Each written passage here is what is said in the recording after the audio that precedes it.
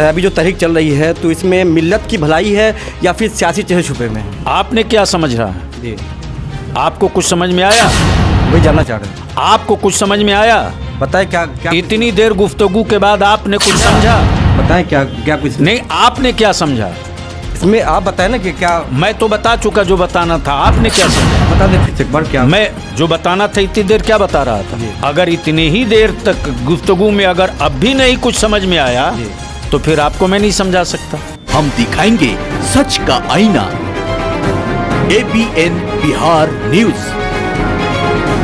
इस न्यूज के प्रायोजक है unique vision, main road, Damodarpur, Muzaffarpur, and royal India traders, NH28 near housing board office, Muzaffarpur. इदारे शरिया की तरफ से तहरीकी बेदार का सिलसिला जारी है और जगह जगह मीटिंग करके तमाम उलमाए कराम को और जो मुस्लिम समुदाय के लोग हैं उनको बेदार की जा रही है। यहाँ एजेंडों पर काम किया जाना है। यहाँ पे काफ़ी संख्या में उलमाए कराम, अइम्मा हज़रात और इमाम मस्जिद के इमाम यहाँ पे तशरीफ़ फरमा हैं। और हम बता दें कि आज की सरबराही साबिक राज्यसभा मेंबर गुलाम रसूल बलियावी, जिनकी इक़्तिदा में आज का ये प्रोग्राम किया गया है। मुजफ्फरपुर से कारी अबरार साहब, मुफ्ती शमीम कादिर साहब और कारी मौलाना इर्तिज़ा कमाल अशरफ़ी साहब, मौलाना गुलाम अहमद इखलाक़ी साहब के ज़िम्मे में आज का ये प्रोग्राम यहाँ पे जो किया गया है काफ़ी कामयाब प्रोग्राम रहा। यहाँ पे आप देख सकते हैं कि कई एजेंडों पर मशवरा लिया जा रहा है, क्या कई एजेंडों पर काम होना है मुजफ्फरपुर में। और अभी लोगों को,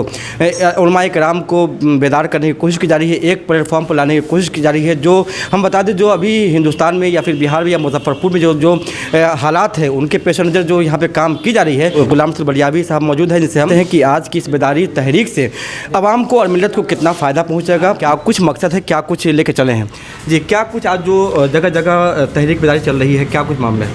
ये मामला बिल्कुल क्लियर है। जहेज़ के चक्कर में मुसलमानों की ज़मीनें बिक रही हैं। एक प्रोपेगेंडा के तहत हमारे बच्चों को नौकरी और सर्विस से दूर रखने के लिए मुहिम चलाई गई कि मुसलमान अनपढ़ है, मुसलमान जाहिल है, मुसलमान पढ़ा लिखा नहीं, मुसलमान अनपढ़ है। खूब चला है। जबकि सच्चाई ये है कि रिज़ल्ट वो नहीं है जो दुनिया दिखा रही है। हाँ, ये सही है कि कहीं ना कहीं अब्दुल्ला अब्दुर्रहमान के एडमिट कार्ड की भी सज़ा उसको मिलती है, इससे कोई इनकार नहीं कर सकता है।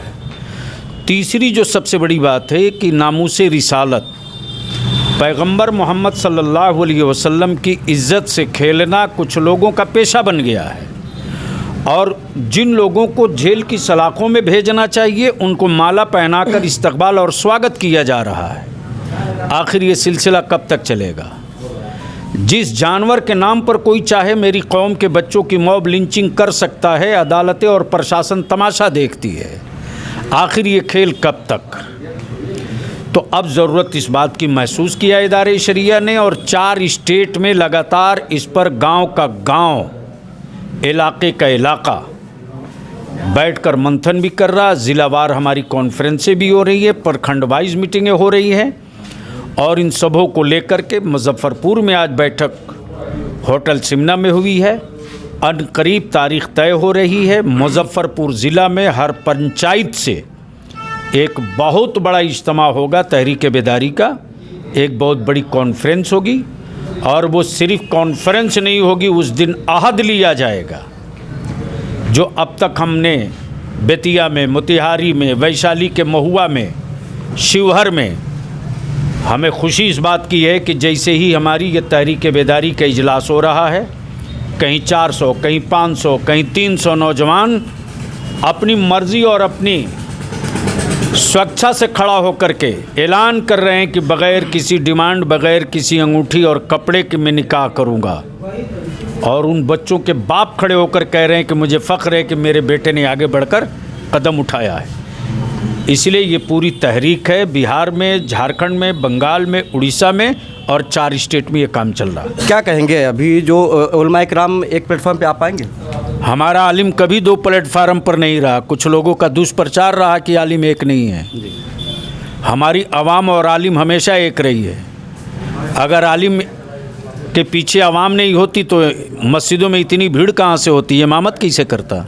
आज आलिमों को और इमाम को एकदम गिरी नज़र से देखी जाती है, जहाँ वो इमामत करते हैं वहाँ भी उनकी इज्जत नहीं, उनके इसीलिए क्या कुछ रहेगा? जो गिरे हुए लोग हैं उनकी नज़रों में आलिम का वक़ार नहीं है, तो गिरे हुए लोगों की क्या बात करनी है? जी। उन इदारों के लिए क्या करेंगे जो इदारे पढ़ के सिर्फ इमामत तक ही महदूद है, आगे डॉक्टर, इंजीनियर, कलेक्टर वगैरह तक नहीं पहुँच पाते हैं? ऐसा है कि सिर्फ मेरे ही लोगों की बात नहीं है, लेकिन जिस मदरसे के बच्चे मुठिया के चावल से पढ़े हैं वही आईएएस भी बनकर दिखा रहे हैं, वही आईपीएस भी, और वही आपके समस्तीपुर में कमिश्नर भी है।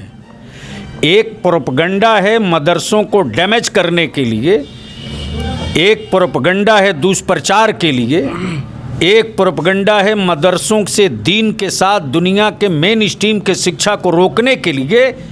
कोई आतंकवादी का अड्डा कह देता है, कोई टेररिस्ट का अड्डा कह देता है।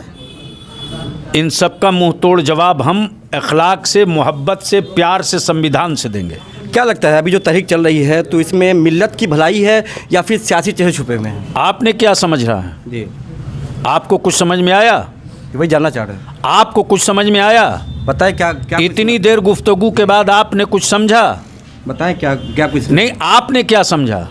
इसमें आप बताएं ना कि क्या। मैं तो बता चुका जो बताना था, आपने क्या समझा? अब बता दें फिर से एक बार क्या। मैं जो बताना था इतनी देर क्या बता रहा था? जी। अगर इतनी ही देर तक गुफ्तगू में अगर अब भी नहीं कुछ समझ में आया जी।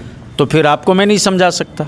शुक्रिया। जैसा कि देख रहे हैं यहाँ पे अभी हम बलियावी साहब से बात कर रहे थे, जिन्होंने बहुत सारी बातों पे गुफ्तगू की, बहुत सारी बातों का जवाब दिया। लेकिन एक सवाल जब मैंने किया कि क्या ये जो अभी तहरीक बेदारी चल रही है इसमें मिल्लत की भलाई के लिए कर रहे हैं या फिर इसमें कहीं ना कहीं आपकी सियासी चेहरे छुपे हैं, जिसका जवाब उन्होंने नहीं दिया है, निकल चुके हैं, इसका जवाब उन्होंने देना मुनासिब नहीं समझा। यहाँ पर बहुत सारे लोग हैं अभी जो मौजूद है, उनसे ही बात करेंगे क्या कुछ उनका कहना है।